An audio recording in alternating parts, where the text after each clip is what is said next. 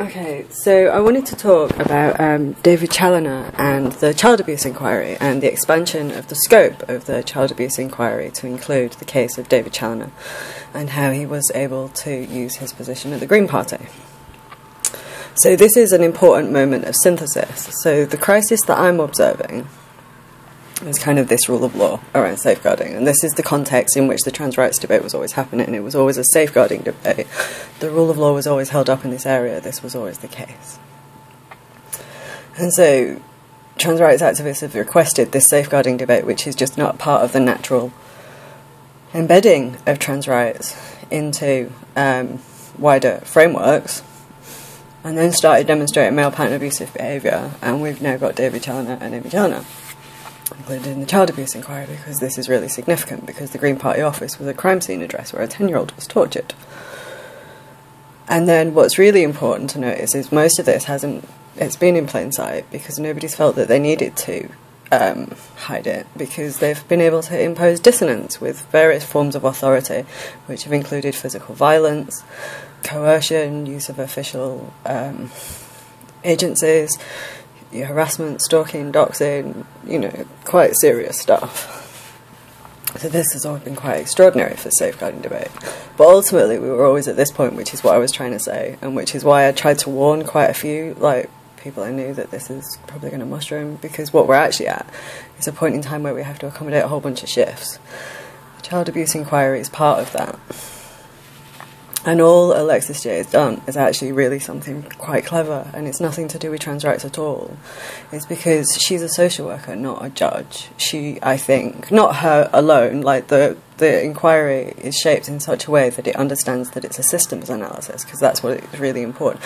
Most of the stuff that the public are going to get catharsis through listening to from the child abuse inquiry is lessons we've already learned.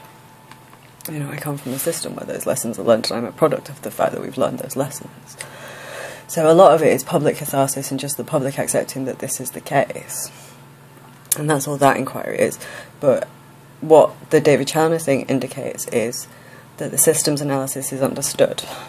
And she's made sure that social media and this situation is kind of brought within that scope, so we can do that there, so that we're not having to... Because once this is done, you can't just add social media as a dimension to whatever comes out of it in 5 years' time. And so it's better to do that now. And that was a really smart move and a really brave move, and not a move that was made, I think, with what anybody else is thinking about, to be honest.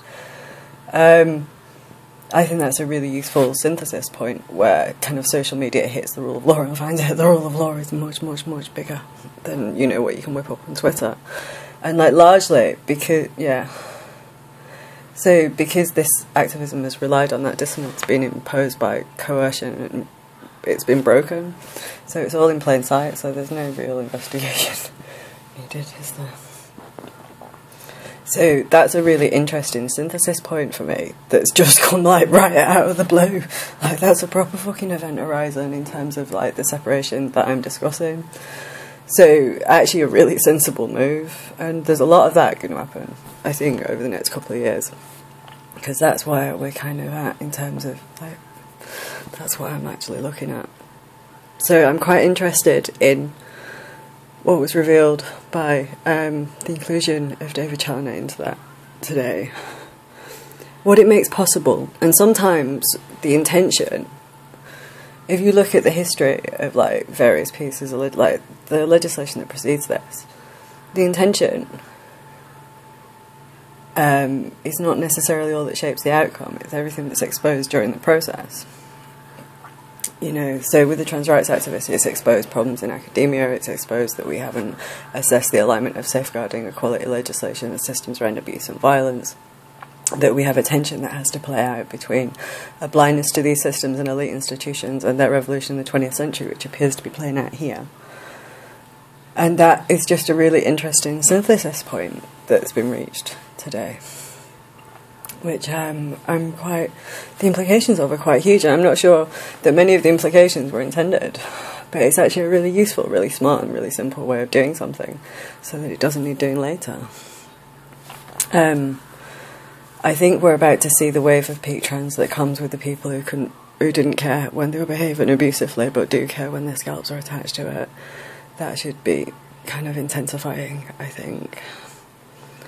And the landscape's changing quite dramatically, quite quickly, and I think we're normalising it, but actually it's not normal, and there's a lot of things correcting. And because of the trans rights debacle, all up and down the line, institutions are correcting their blindness to these institutions and frameworks, even if it's because, you know, I might have my beef with, you know, the New Statesman, the Guardian, but Women, it's the first time that they've known that these systems existed, and they're correcting that understanding. So this is a really interesting process for me to watch, I think.